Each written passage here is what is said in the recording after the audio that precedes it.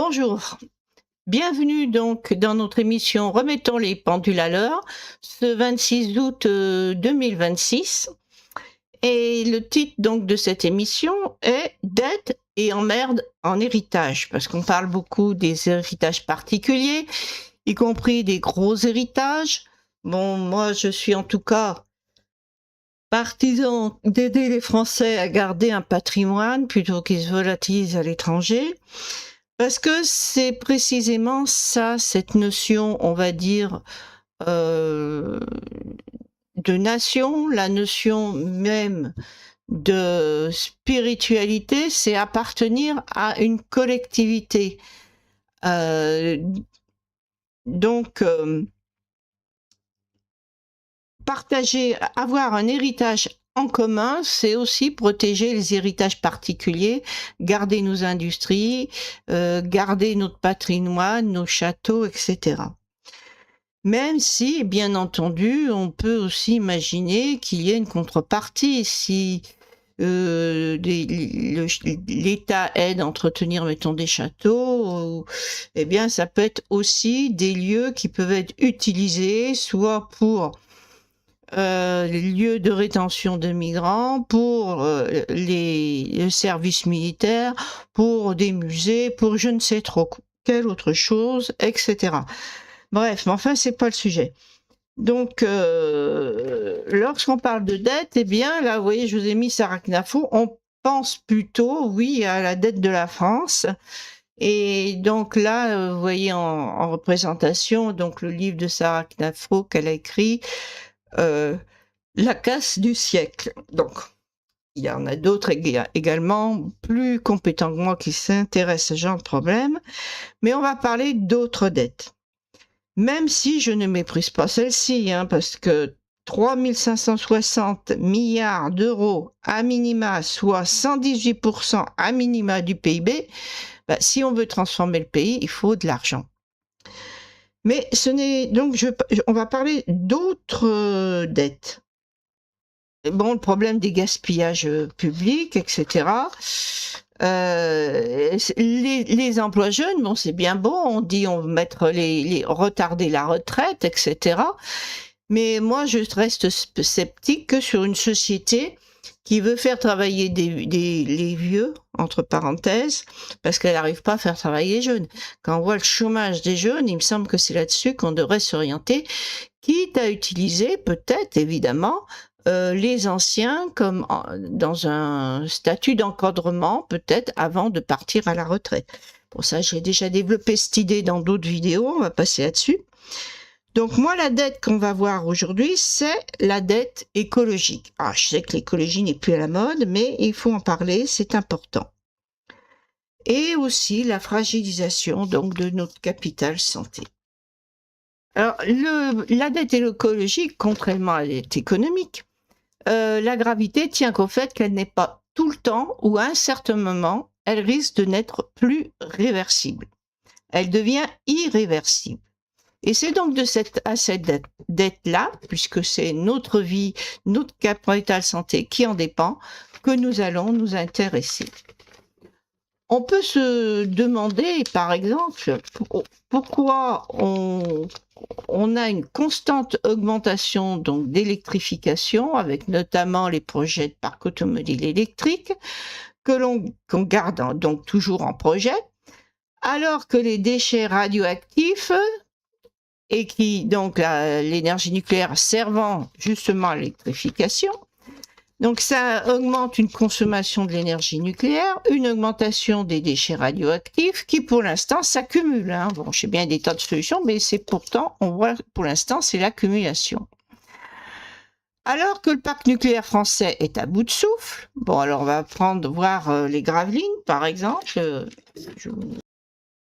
Voilà. Donc, la centrale des Gravelines, alors une centrale, vous avez plusieurs réacteurs. Donc, la centrale des Gravelines, c'est la plus importante de France.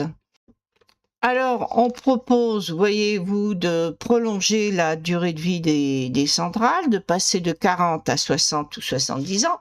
Mais tout cela va entraîner encore des frais, c'est-à-dire, logiquement, elles sont prévues pour prévoir à 40 ans, donc il y a des contrôles stricts, des mises au point pour voir si elles peuvent fonctionner toujours 10 ans de plus, tous les 10 ans. Là, quand on va passer, augmenter à 60 ans, voire 70 ans, eh bien, on va avoir une augmentation, évidemment, des frais de maintenance. Et sans compter tout ce que l'on ne prévoit pas.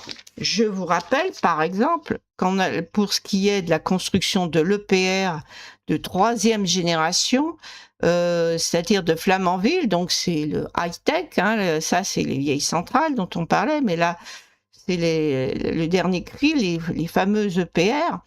Donc Flamanville, initialement, on avait prévu un budget de 3,3 milliards d'euros. Coût final, 12,4 milliards. Donc 4 fois plus en milliards, voire plus pour certains. Le retard aussi a été de 12 ans. Elle devait commencer en 2012, elle s'est ouverte en 2024. Et les raisons sont les suivantes. Complexité technique, premier EPR de ce type de réajustement de construction, des problèmes au niveau de qualité, anomalie du béton, fissures et défauts complexes sur les soudures. Donc, quand on prévoit de prolonger les centrales, on ne sait pas quel imprévu on va s'exposer. Mais ça fait rien, on prévoit d'abord, ce qu'on fait, on met la charrette avant les bœufs, on prévoit quand même d'augmenter la consommation d'électricité, alors qu'on ne sait pas si on arrivera à assumer déjà les besoins actuels. Donc on avait des défauts sur les soudures du circuit principal, donc ça entraînait des refontes lourdes.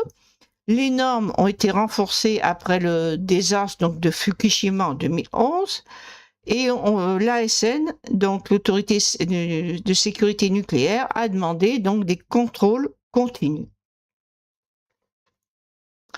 Alors là, c'était de 3e génération, le dernier sorti, mais on a donc le projet donc de 6 EPR de 2e génération. Donc, je rappelle, les 3e génération, l'intérêt, c'est qu'ils étaient censés brûler aussi les déchets radioactifs. Bon. Et là, donc, en l'occurrence, puisque c'est trop complexe et tout, on revient aux 2e génération. Alors, il devrait y en avoir 2 en Seine-Maritime, 2 aux Gravelines, là, qu'on voit, donc on va en rajouter 2 nouveaux, et puis 2 au Bugey. Donc, en revenant à notre Gravelines. Donc, c'est la centrale nucléaire la plus puissante. Elle se situe au bord de la mer du Nord, sur la commune donc, de Gravelines. Elle a 6 réacteurs de 900 MW qui ont été mis en service entre donc, 1980 et 1985. Sur 32 réacteurs anciens, 6 se trouvent aux Gravelines. Donc, c'est ce que je vous disais, donc le projet qui passe de 60 à 70 ans, examen tous les 10 ans. Et ce qu'on n'avait pas prévu, c'est l'augmentation des risques. On a les aléas climatiques qui deviennent plus importants, donc une augmentation des risques d'inondation. On a bien failli avoir, nous aussi, parce que Fukushima, Tchernobyl, ça a été des mécanismes différents, mais ça s'est tout terminé par un blocage du système de refroidissement. Et c'est déjà arrivé en France, il y a très longtemps, je sais que j'avais vu, pour une centrale ordinaire, eh bien, il y a une inondation ce qui fait que le circuit électrique du circuit de refroidissement est tombé en panne. Normalement, il devait y avoir un système de batterie, 2e batterie qui devait se faire. Enfin, ça, c'est pas fait. On a frôlé la catastrophe. Et on a été donc à 2 doigts de se retrouver dans exactement le même système qui s'est passé pour Fukushima ou Tchernobyl, un blocage donc du système de refroidissement, le corps qui s'échauffe, emballement de la réaction. Ça s'est déjà produit, c'est pas allé jusqu'au bout, heureusement. Ils sont arrivés donc à remettre le système de refroidissement en route. Donc là, on va multiplier si le risque des aléas climatiques, les inondations ou autres, vont augmenter, eh bien, on risque d'avoir de plus en plus d'accidents avec des centrales anciennes, surtout, qui se trouvent en bord de mer, en bord de rivière. Alors, donc, on se trouve avec une accumulation donc des déchets toxiques radioactifs pour les générations futures. Alors là, c'est au niveau de l'IA, vous voyez, vous pouvez retrouver donc le centre de stockage de la Manche, le centre historique. Alors dans la Manche, vous avez le site de la Hague, donc le CSM qui veut dire Centre de stockage de la Manche, qui est donc le premier, le plus ancien et qui maintenant est saturé. Il a accueilli 524 225 mètres cubes de déchets radioactifs. Les déchets y sont confinés, protégés sous une immense couverture imperméable multicouche, recouvert d'une pelouse. Alors, on va vous faire voir ça. Donc vous voyez, voilà, mise en service en 1969, centre de stockage de la Manche, fut le premier centre de stockage de déchets radioactifs exploité en France. Donc on a 527 525 mètres cubes de colis de déchets qui sont stockés. Les dernières prises en charge ont été en juillet 1994. Donc c'est là-dessous, sous cette belle pelouse-là. Donc il est réglementairement en phase de démantèlement. Opération préalable à sa fermeture, jusqu'à la fin de la mise en place de la couverture pérenne. Une décision de l'ASN précisera la date de fermeture du stockage. Passage en phase de surveillance. Alors après, il faut le surveiller encore pendant 300 ans. Enfin bon, bref. Le site donc ne reçoit plus aucun déchet. 2024, voilà, l'ASN valide sa gestion. Existe des études sur la résistance des résidus de radioéléments à vie longue, le plutonium. Voilà, parce qu'en fait, il faut, tant qu'ils sont à très haute activité, donc ils sont stockés dans ces piscines, en attendant que la radioactivité baisse avant d'être stockée définitivement dans des sites géologiques. Donc le fait de faire des sites géologiques ne supprime pas ces entrepôts et vous avez donc des déchets radioactifs qui constamment se baladent et peuvent être explosés aussi à des attentats, tout ce que vous voulez. Et puis maintenant, quand on a des situations de guerre comme avec la Russie, on n'est pas la même situation que ce qu'on était quand c'est lancé dans le nucléaire, avec une stabilité, mais alors vraiment la paix, la confiance en soi qu'on avait en Europe, et on disait, oh, dans certains pays, le nucléaire, c'est quand même irresponsable de vendre des centrales à l'Inde, au Pakistan, etc. Ce qui était vrai d'ailleurs. Mais pour autant, eh bien, en France, on se retrouve actuellement dans la même situation et on ne pense plus au danger, avec pourtant une guerre à nos portes entre la Russie et l'Ukraine. On ne sait jamais, vicieux comme le sont les Russes, sans franchement déclencher la guerre, ils peuvent faire ils peuvent un jour vouloir faire des représailles, par exemple. On peut imaginer ce scénario. Voilà. Donc, pour les déchets futurs, donc puisque celui-là sature, on a le projet Orano. Alors, usine Orano, on va revenir. Voilà. Donc, les nouvelles, vous voyez, sur l'IA, bon. L'usine Orano, je vous fais un petit résumé, de retraitement de la Hague, ça s'appelle Aval du futur. Hein. Alors, d'accord, on vous dira, c'est pas une dette, vous voyez, on prévoit le futur. Mais seulement ce qu'on ne prévoit pas, on revient à notre premier sujet où on parlait de la dette au niveau économique, c'est que c'est bien beau. On prévoit d'abord d'augmenter la consommation d'électricité, ensuite on se dit, bon, on arrivera bien à augmenter le parc électrique, à le renouveler, alors que dans le même temps, au niveau économique, tout s'effondre. Donc tous nos projets, tout cela, ça repose quand même sur une économie saine, ce qui n'est pas le cas actuel. Encore une fois, c'est ce qu'on appelle mettre la charrue avant les bœufs. Donc cette usine d'Orano, pour vous dire les frais qu'on entraîne, hein. Donc vous avez déjà vu avec Flamanville, on a multiplié par 4 le nombre de milliards. Hein. Donc l'usine Orano de retraitement de la Hague, projet s'appelle donc Aval du futur, prévoit 1. L'extension des entrepôts. On va avoir 24 968 emplacements de conteneurs de déchets compactés en plus. Donc, vous voyez, l'histoire de... On ne prévoit pas qu'il y aura plus de déchets radioactifs, qu'on va tous les brûler. Hein. Ça, c'est parce que sinon on ne prévoirait pas autant d'entrepôts. En parenthèse, en plus, on en reçoit qui sont aussi de l'étranger. Enfin, un étranger proche, hein, maintenant.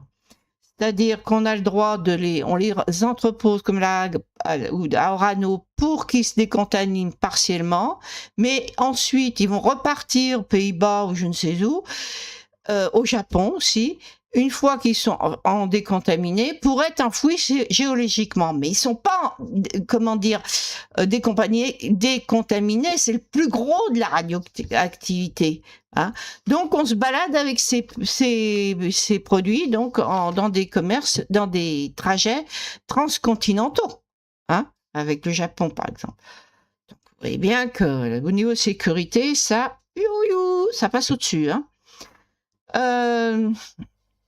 Donc, alors ça, c'est pour les déchets compactés 24 968 en plus et 8 424 emplacements de plus pour les déchets vitrifiés. Bon, EDF, donc je vous avais montré là ces fameuses piscines. Il nous prévoit une nouvelle piscine pour éviter la saturation, puisqu'on dit que le centre historique est saturé, hein, des piscines actuelles. Et donc, on va avoir une nouvelle piscine d'une capacité de 6500 tonnes pour 2040. Alors, quand on voit que Flamanville, ça a retardé de 12 ans, là, on ne sait pas ce qu'il y aura de fait en 2040 et surtout avec quel argent on financera. Et puis ensuite, évidemment, renouvellement industriel pour succéder aux installations anciennes entre 2030 et 2050. Donc oui, c'est vraiment des projets sur le très très long terme. Alors qu'actuellement, on a quand même découvert de l'hydrogène naturel sur le sol français. Pour une fois, on a une source énergétique sur notre sol. Je pense que c'est là-dessus qu'il faut s'axer, là-dessus qu'il faut développer la recherche et vite utiliser l'hydrogène au maximum que l'on pourra. Et le solaire, on en reparlera. Bon, ils veulent faire un fameux data center, par exemple, et ben on pourrait mettre des panneaux solaires dessus, hein, le mettre à des endroits. Enfin bref. Ensuite, notre problème, donc, dans tous les domaines, c'est l'incapacité d'anticipation des politiques. Alors, on a vu avec la pénurie des médecins, on savait que la population vieillissait, on savait qu'on avait aussi une immigration. Vous voyez les courbes démographiques qui grimpent totalement. Alors, on a une baisse de natalité, mais la démographie, elle grimpe. Ce qui veut dire que cette démographie est liée à l'immigration, ce qui n'est pas très rassurant pour l'équilibre d'un pays, mais bon, c'est comme ça. Donc, on pouvait se douter qu'on aurait besoin de médecins, mais c'est pas pour autant que pendant longtemps, alors qu'on avait des médecins, qu'on faisait travailler des médecins étrangers, eh bien, on continuait à pas former de médecins, à bloquer, à prendre que 10% d'une promotion d'étudiants de première année, à donc briser l'idéal de certains jeunes qui auraient peut-être fait de meilleurs médecins que ceux que des fois on a actuellement, hein, parce que quand on est dans un système où il y a des tensions comme on est actuellement, ben, même au niveau médical, ben, des fois on s'aperçoit, l'éthique médicale, et ben, ça tombe à l'eau. Avec leur système de médecins traitants, ça doit être soi-disant pour mieux prendre en charge, par exemple, les patients. Mais il manque de médecins, donc le médecin choisit au petit bonheur de ses affinités, puis les autres, ma foi. Ah, faut faire des économies pour la Sécu. Hein. Bon, petite parenthèse. Alors, aujourd'hui, belote, ils nous font le même coup, mais cette fois-ci avec les enseignants. On vous dit, on a une baisse d'élèves. Oui, on a une baisse d'élèves puisqu'on a une baisse de natalité au niveau des autochtones. Mais dans le même temps, vous avez une immigration majeure, magistrale, énorme qui se passe actuellement. Et ces immigrés, bon, déjà ceux d'avant, c'est eux qui remplissent les classes. On voit le pourcentage d'enfants d'origine immigrée qui sont déjà scolarisés. Et ça va pas être à la baisse. Donc, comme ils ont une natalité plus forte, forcément, Ça va pas durer longtemps, le manque d'enseignants. Donc, si vous prévoyez de diminuer le nombre d'enseignants au lieu de diminuer le nombre de classes et peut-être de faire monter le niveau scolaire, ce qui serait peut-être pas... qui serait tout de même une bonne chose étant donné les résultats, eh bien non. On choisit encore une fois une solution qui montre l'incapacité d'anticipation des politiques. Bon. Alors, on va parler à une autre dette. C'est au niveau des terres agricoles, gaspillage des terres agricoles. L'urbanisation se fait aux dépens des terres agricoles. N'oublions pas qu'avant, vous aviez le village, toutes les voitures, qu'est-ce que je raconte? Toutes les habitations se tenaient, on avait des économies de chauffage, on diminuait l'urbanisation des sols. Maintenant, ça a été le système des lotissements. Et puis les paysans disparaissent, donc forcément, on va viabiliser un peu plus certaines zones. Et puis, il faut construire des mosquées. Et pourtant, donc voilà ce que je lis dans le Progrès. Donc, alors, Progrès de là. Sur les 297 712 logements du parc privé, pas moins de 26 735 sont vacants, dont plus de 10 000 depuis au moins 2 ans. Face à la difficulté croissante de se loger à des tarifs abordables, face à un marché immobilier tendu, ces logements seraient-ils la solution? Donc, on a des logements vacants et ce qu'il faut s'interroger, c'est pourquoi ils sont vacants et qu'est-ce qu'il faut faire donc justement pour éviter de construire sans arrêt, peut-être rénover d'anciens bâtiments, etc. Donc, il y a quelque chose à faire sans forcément toujours construire du nouveau, prendre sur les terres agricoles, etc. C'est ce qu'on voit. On avait par exemple, alors bien plus grave que de simples maisons on a ce fameux data center qu'on prévoit de construire dans la plaine de l'Ain. Alors on va y aller. Non, ça c'est pas ça. Historique, c'est pas ça.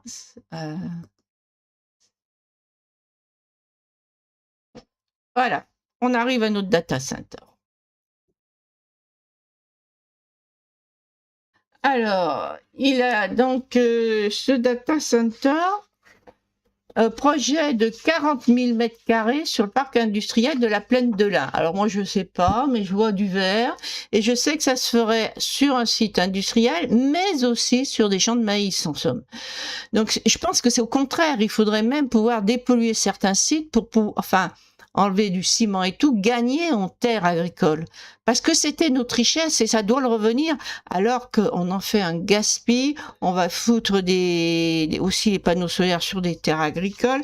Alors des fois ça gêne pas, on peut faire passer les moutons dessous à certains endroits. Mais il y a d'autres endroits, ou en Espagne par exemple, où ils ont arraché des oliviers pour mettre des panneaux solaires. Bon. Donc je me dis, plutôt que de gaspiller encore nos terres agricoles, il y aurait peut-être une autre solution. Donc là, vous voyez, vous avez un mur de béton qui a été fait sur 400 mètres, 3 rubans de béton de ciment sur 15 mètres, suite à l'effondrement donc de la falaise de la côte basse, là, à Biarritz. Donc, que ce soit là ou ailleurs. Donc là, je vous montre, c'est falaise d'Étretat, opération à risque. Donc là, on est en Seine-Maritime. Donc, on pourrait construire ce data center sur des terres menacées par l'effondrement des falaises. Alors, vous allez me dire, bravo, et on va retrouver la data center à la mer. Non. Parce que précisément, vous faites un projet qui a pour but un bénéfice en contrepartie. Eh bien, vous demandez à ce qu'il y ait une consolidation des falaises, puisque comme le problème, c'est la base qui est comment dire, laminés par l'eau de mer. Alors on va voir le cause donc de ces effondrements de falaises de craie. Alors attendez. Donc voilà.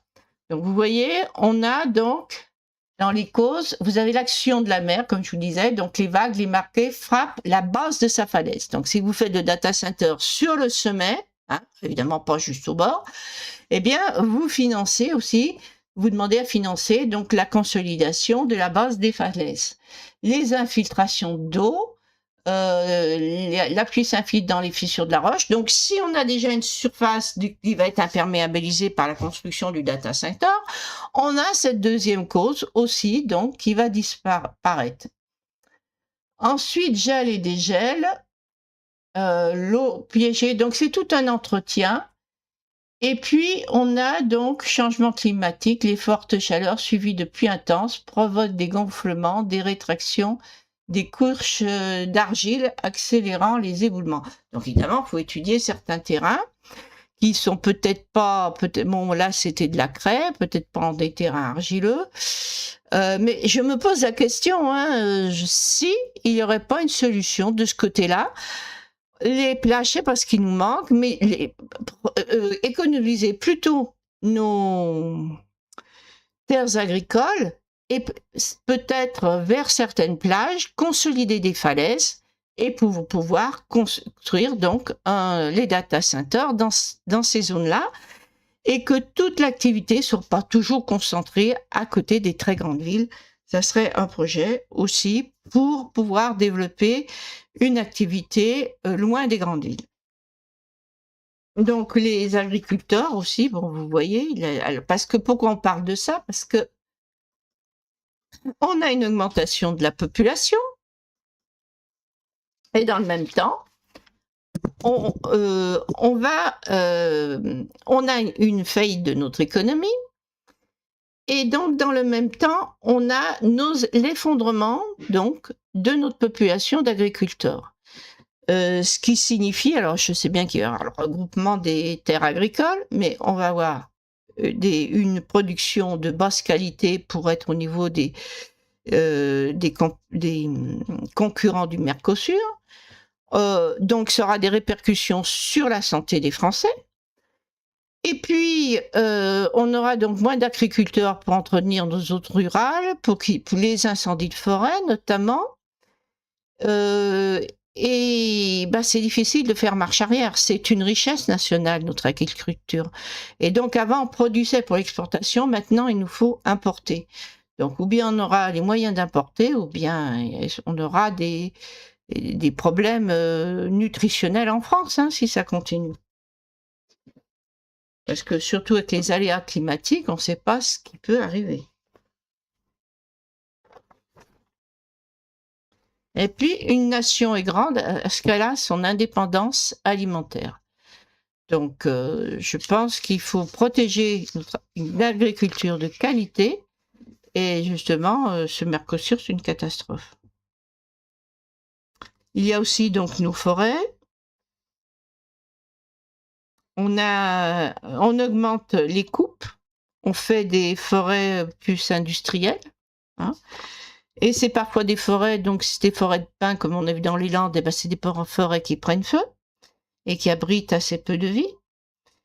On a l'augmentation donc des parts de feu d'origine criminelle.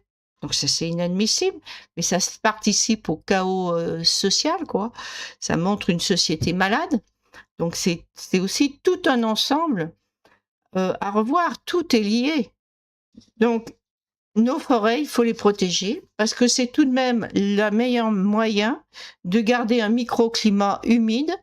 On vous parle beaucoup du CO2, c'est pas ces mesurettes, de se changer de mode de voiture, etc. Ce qu'il faut, c'est des forêts qui bouffent le CO2. Et d'autant plus que maintenant, on a une fonte du permafrost et on a le méthane donc, qui est libéré par la mer du Nord, par le permafrost.